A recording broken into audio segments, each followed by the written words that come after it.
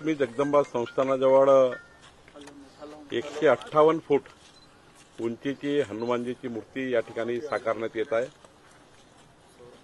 देशातली सर्वात मोठी मूर्ती जी आहे ती हिमाचलमध्ये सोलनमध्ये आहे आणि 158 फूट आता ही मूर्ती राहणार आहे। खालचं 30 फूट फाउंडेशन वेगळं आहे।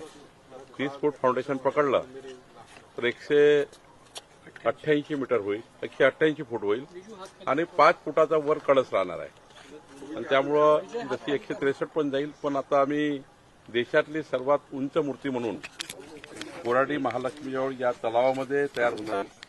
तलावामध्ये पूर्ण पाणी भरून असणार आहे, बोट असणार आहे जाण्याकरता आणि दर्शनाला जाता येईल तिथे।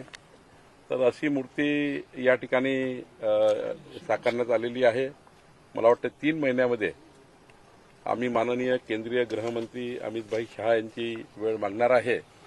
त्यांच्या हस्ते हा उद्घाटनाचा कार्यक्रम मूर्तीच्या दर्शनाचा कार्यक्रम या ठिकाणी सुरू करणार आहोत। एक भव्य परिसर या ठिकाणी तयार झालेला आहे।